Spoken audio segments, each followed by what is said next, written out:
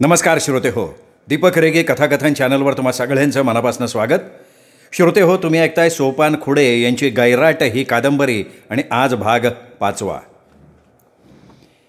शांताबाई आणि अनिता ओसरीवर बसून आबाची वाट बघत होत्या. अंधार होताच दत्ता घराबाहेर पडला होता.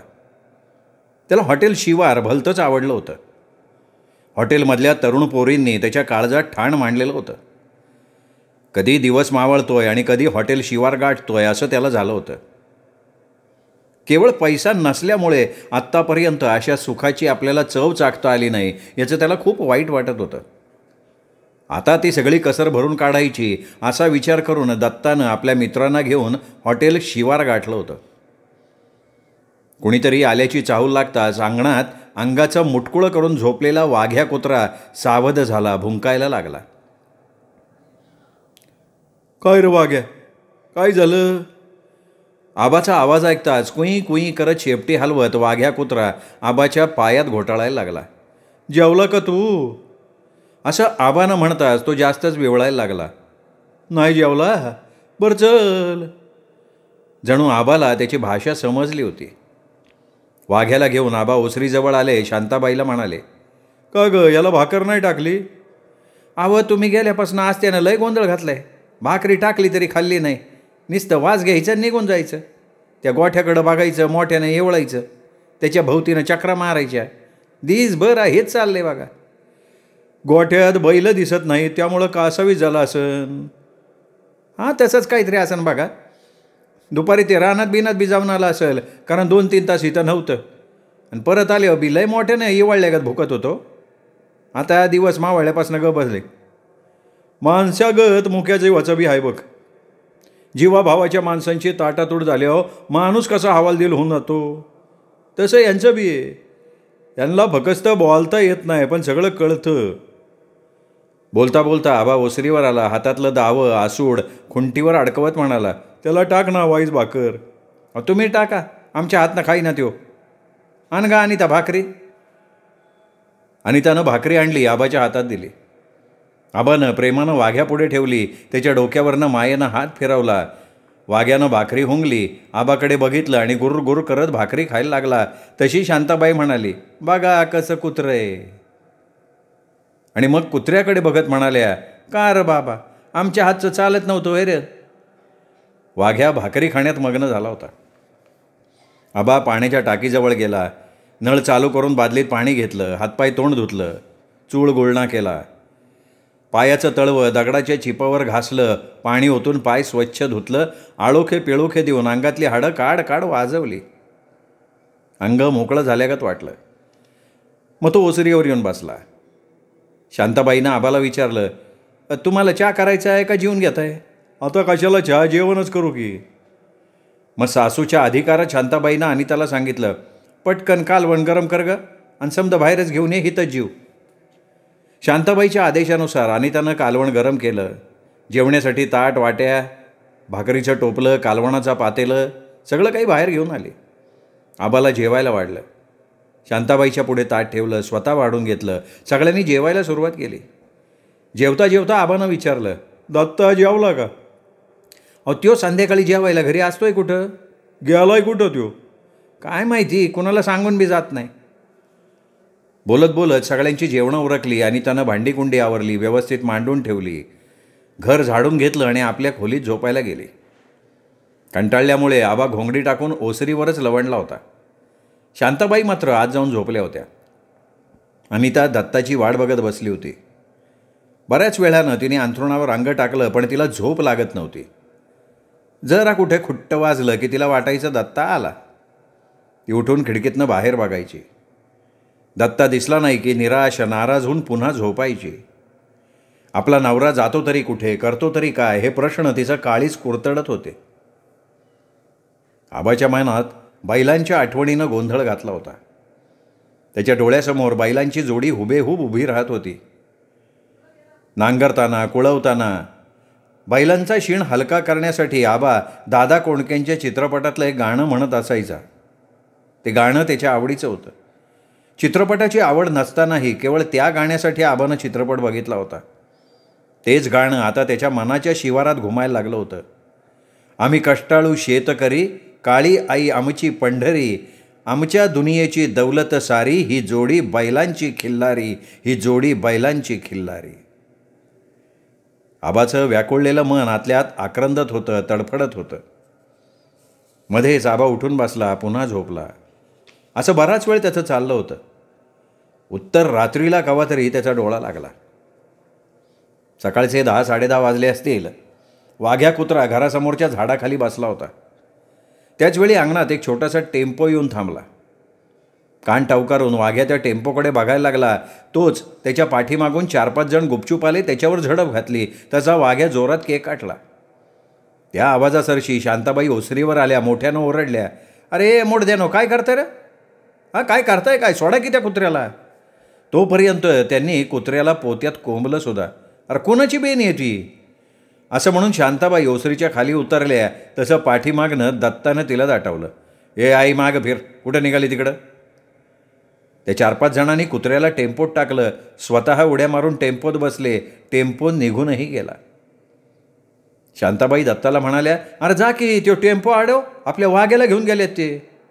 जाऊ दे की, मीच सांगितलं होतं त्यांना. का रे बाबा, तू का कुत्र्याच्या जीवा उठला?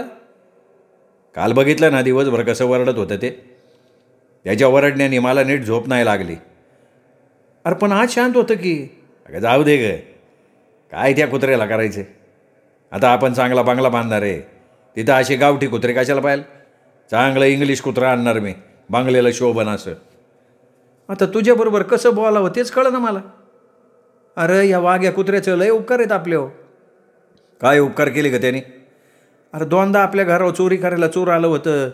ह्या वाघ्याने आपल्याला सावध केलं म्हणून आपण वाचलो. हे तुला ठावं नाही वे? सुगीच्या दिवसात खळ्यावर धान्याची रास पडलेली असायची, पण ह्या वाघ्याच्या जीवावर तुझा बाप बिनधास्त खळ्यावर झोपायचा. 2-4 वेळा लांडग्याच्या तावडीतनं ह्याच वाघ्यानं आपली शिरडं करडं वाचवली होती.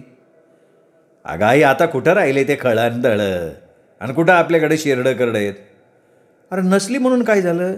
त्यांनी केलेल्या उपकाराची फेड अशी करायची वय? बघ आई, याच्या पुढं आपण हाय फाय राहायचं, गावंडाळागत राहायचंच नाही. जमीन इकल्यापासनं तुझं डोकं असं कसं चालायला लागलं रे? तुला जनावरं नको, कुत्री नको, कोंबड्या नको, अरे काय दिसानं म्हणशील माणसं बी नको. तू असं बोलते ना का माणसाची अक्कलच बंद होती. नीट समजूनच घेत नाही तू. काय समजून घ्यायचं रे? मन हाय फाय राहायचं. राहतो जातो बडबड करत शांताबाई घरात गेल्या. त्याचवेळी दत्ताला विक्रमचा मोबाईल आला. अरे दत्ता, कुठं आहे तू? आहे की घरीच. कुठं जाणार? मल्हार हॉटेलवर ये लगेच. आलोच की. लगी निघ. लगेच निघतो. असं म्हणून दत्तानं मोबाईल बंद करून टाकला.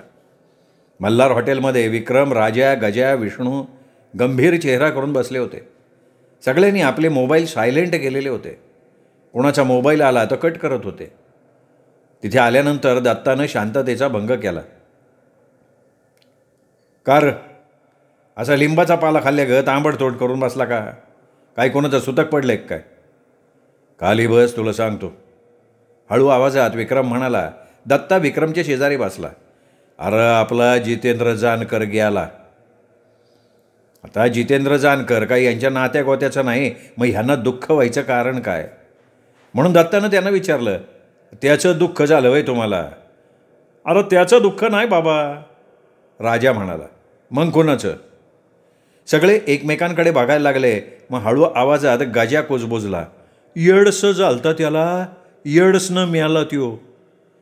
त्याला येड झाला, पण तुम्ही का घाबरला? दत्ताबा, अशी येळ आपल्यावर बी येऊ शकते. आपण बी त्याच्यासारखी झक मारतोय. अरे रंगीला रतन होता तो. हां, ठीक आहे, मी काय म्हणतो, तसल्या बायकांच्याकडे जायचं बंद करून टाकू. अक्षर राईट बोलला, माझ्या मनातलं बोलला. त्या बायका काय धडा असत्यात होय? नाही नाही नाही, बंद करून टाकू. बरोबर आहे. पैसे देऊन 1,000 कशाला घ्यायचा? हा, ये रे बाईला न घाल शिंग. तुझं काय म्हणणं दत्ता? अरे मी म्हणतो आत्ता कुठं रंग भरायला लागला होता तर, अरे त्या रंगानं आयुष्याचा बेरंग होईन त्याचं काय? हे बघ, मी सांगतो दत्ता, तुला जायचं असेल तू जा. आम्ही काय तिकडे फिरकणार नाही. अरे दिसत असताना जाणून बुजून का खड्ड्यात पाडायचं? घडीभर माझ्या वाटेल पण आयुष्यभराची सजा होईल. काय विक्रम, बरोबर आहे का नाही? मला तर वाटतं त्या बायांकडे जाणंच नाही, खाणं पिणंसुद्धा बंद करून टाकू. आपल्याला कसलाच नाद नको. हां, विक्रम म्हणतो ते बी बरोबर आहे बरं का. अरे पण हे बंद कसं करायचं? आपलं मन आपल्या ताब्यात राहीन का? त्याच्यावर एक उपाय आहे. कोणचा? आपण सगळ्यांनी तुळशीची माळ घालायची गाळ्यामध्ये. हां, म्हणजे बिन टाक्याचं ऑपरेशन. बरोबर आहे. म्हणजे दारू प्यायला नको, मटण खायला नको, काहीच नको. उपाय चांगला आहे. कधी जायचं माळ घालायला? तुम्ही ठरवा ना कधी जायचं. नाही, पण जायचं कुठं माळ घालायला? जाऊ आळंदीला. पण कोणाला सांगायचं नाही आपण माळ घातली. नाही टिकली तर लोक चेष्टा करणार आपली. नाही, एकदा घातल्यावर टेकवायच्या, मध्ये काढायची असेल तर घालायची कशाला?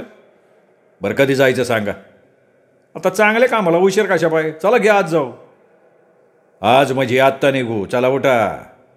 सगळे उठले. विक्रमच्या गाडीत बसले. गाडी आळंदीच्या दिशेने निघाली. सगळेजण आळंदीत आले. घाटावर गेले. इंद्रायणीच्या पाण्यात हातपाय धुतले. देवळासमोरच्या दुकानातनं पान फूल बुक्का घेतला. खडीसाखर घेतली. तुळशीची माळ घेतली. सगळेजण मंदिरात गेले. ज्ञानेश्वरांपुढे माळ ठेवली. पानं फुलं वाहिली. खडीसाखर ठेवली. ज्ञानेश्वरांच्या साक्षीनं प्रत्येकानं स्वतःच्या गळ्यात माळ घातली. रामकृष्ण हरी असं म्हणत एकमेकांची उराउरी भेट घेतली. एकमेकांच्या पाया पडले. मंदिराला प्रदक्षिणा घातली. पुन्हा बाहेरून रामकृष्ण हरी म्हणत ज्ञानेश्वरांना नमस्कार केला. बाहेर आले. पुस्तकाच्या दुकानात गेले. रोज म्हणण्यासाठी हरिपाठ घेतला. वाचण्यासाठी ज्ञानेश्वरी घेतली. हॉटेलमध्ये गेले. स्पेशल चहाची ऑर्डर दिली. चहा येईपर्यंत गप्पा सुरू झाल्या. माळ घातल्यापासून एकदम मोकळं वाटतंय बरं का. हां, मन बी प्रसन्न झाल्यागत वाटतंय. आजपर्यंत आपण उगाच स्वाराच्या आळंदीत फिरत होतो. नाही, उशिरा का होईना पोचलो ना देवाच्या आळंदीत. आता लक्षात ठेवा, काही झालं तरी गाळ्यातली माळ काढायची नाही. आणि जर कुणी माळ काढली तर त्यांनी सगळ्यांना पार्टी द्यायची. आईला हिना हुकलेली केस आहे. पार्टी कसली मागतो रे? नाही, पार्टी नाही, चुकून शब्द आला तो. मला दंड म्हणायचं होतं. दंड. त्याने 10,000 रुपये दंड द्यायचा आणि आम्ही सांगू त्या तीर्थाच्या ठिकाणी आम्हाला न्यायचं. आता तीर्थ म्हणजे तीर्थ, आपल्या भाषेतलं तीर्थ नाही बरं का. नाही म्हणजे पुन्हा घोळ नको व्हायला. आहे का कबूल समजा. सगळ्यांनी होकार दिला. वेटरनं चहाचे कप टेबलवर मांडले. चहा पिऊन पुन्हा टाकळीच्या दिशेनं सगळे मार्गस्थ झाले. रामकृष्ण हरी असं म्हणत दत्ता सकाळी उठला. नवऱ्याच्या तोंडी देवाचं नाव आणि त्याला आखरीत वाटलं. ती गालातल्या गालात हसली. दत्तानं आंघोळ केली. देवपूजा केली. आई वडिलांचं दर्शन घेतलं. त्यांनाही आनंद वाटला, समाधान वाटलं. देवघरात बसून हरिपाठ वाचला. पूजापाठ संपला आणि त्यानं चहाचा कप पुढे ठेवला. रामकृष्ण हरी म्हणून चहासुद्धा संपवला. खिशातल्या मोबाईलवर विठ्ठल विठ्ठल जय हरी विठ्ठल ही रिंगटोन वाजली. दत्तानं बघितलं विक्रमचा फोन होता.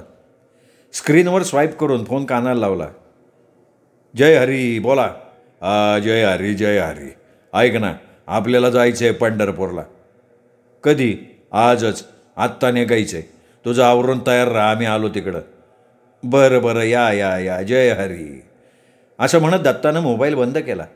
घरात गेला. बॅग भरली. बॅग घेऊन बाहेर आला. विक्रमची वाट बघत ओसरीवर थांबला. थोड्या वेळानं विक्रमची गाडी आली. आई वडिलांचा निरोप घेऊन रामकृष्ण हरी म्हणत गाडीत बसला. गाडीचा पंढरपूरच्या दिशेनं प्रवास सुरू झाला. गाडीत गप्पा गोष्टी सुरू झाल्या.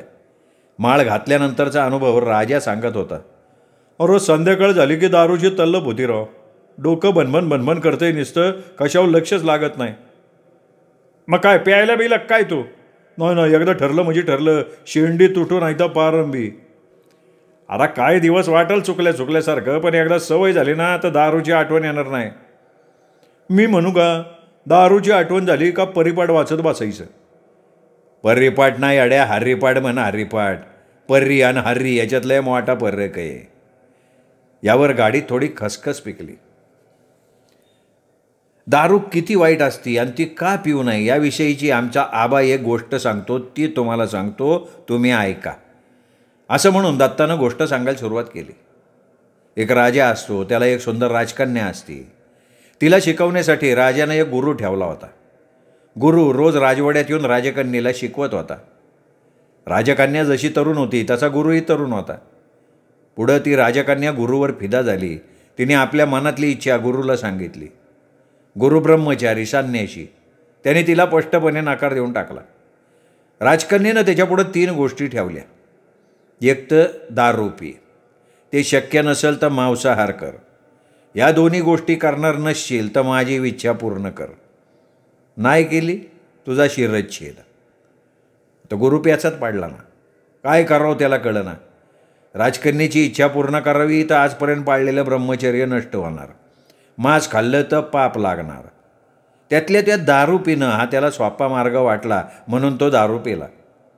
दारू पिल्यावर त्याच्या अंगात सैतान आला, त्याचा मदन जागा झाला. मग त्यांनी मांसाहार केला, राजकन्येची इच्छा पण पूर्ण केली. दारूमुळं गुणवान शिलवान गुरु लयाला गेला. आजपर्यंत त्यांनी जे तप केलं त्या सगळ्यावर दारूमुळं पाणी पडलं. इतकी वाईट आहे दारू, म्हणून तिच्यापासून 4 हात लांब राहायचं आपण. सगळ्यांनी टाळ्या वाजवून दत्ताचं कौतुक केलं. मग राजा म्हणाला, दारूमुळं माणसाची फजिती कशी होती हे एका गाण्यात सांगितलंय, ते गाणं म्हणून धावतो, कुणी हसायचं नाही. अरे आधी म्हणतं गाणं, मग बघू ना हसायचं का रडायचं, कर सुरू. अरे गाणं तमाशातलंय, असू दे म्हण. प्यायला मन काही वैना, बळबळ घशाखाली लोटली, अशी बघा ही दारूची बाटली. बाया शिरली माझ्या अंगात, बाया शिरली माझ्या अंगात, मी आलो जरासा रंगात. पाय घसरला गटारात पडलो, टराटरा इजार फाटली, अशी बघा ही दारूची बाटली. घरी होत्या भांड्याच्या उतरंडी, घरी होत्या भांड्याच्या उतरंडी, गेली वाण्याच्या दुकानात भांडी.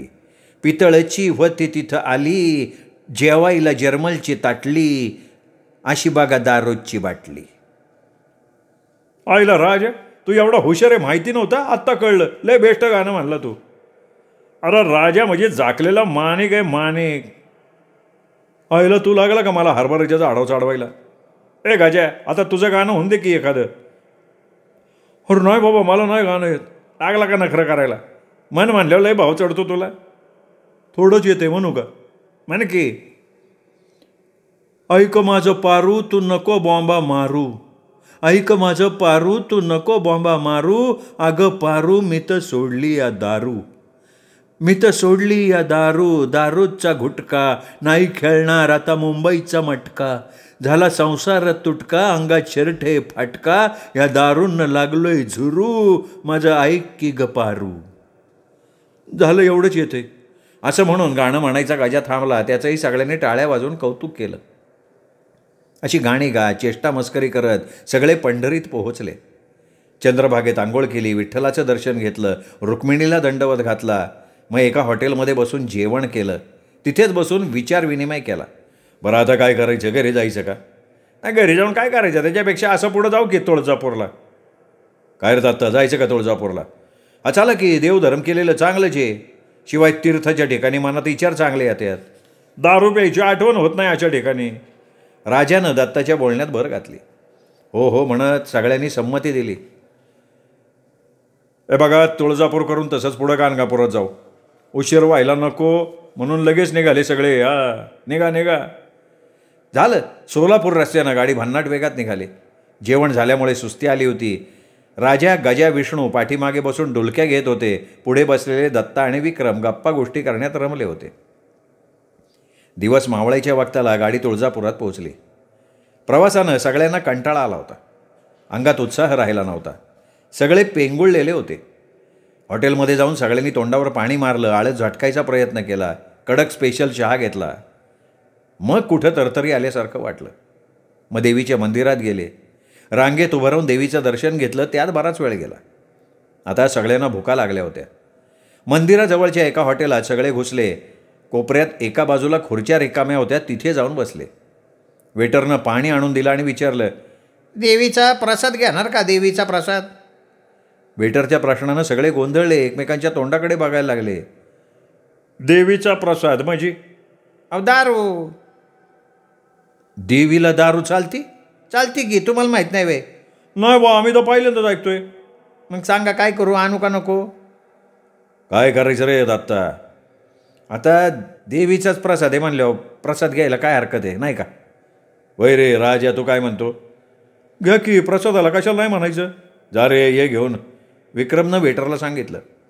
वेटरनं प्रत्येकाला एक एक पेग आणून दिला. प्रत्येकानं मोठ्या खुशीनं तो पेग पोटात रिचावला.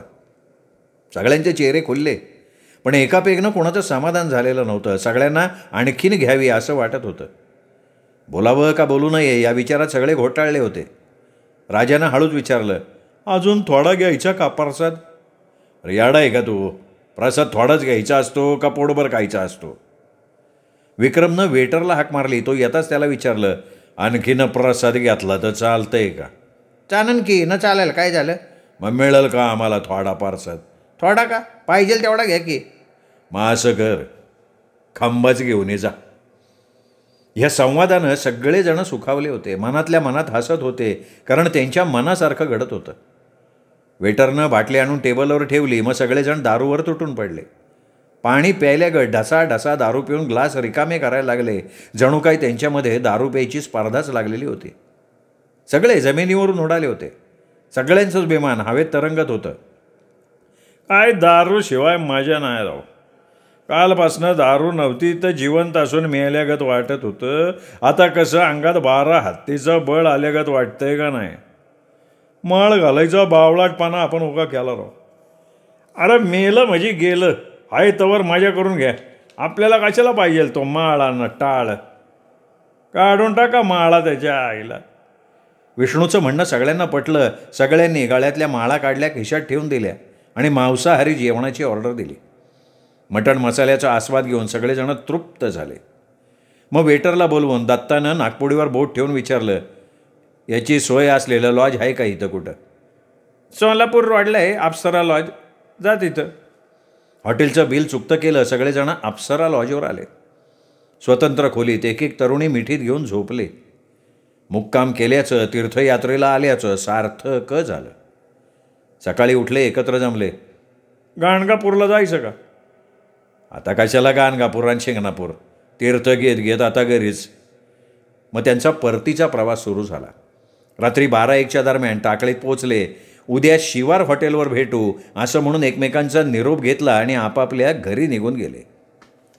श्रोते हो, हा होता 5वा भाग. सोपान खोडेलिखित गैराट या कादंबरीचा 6वा भाग उद्या. तोपर्यंत नमस्कार मित्र.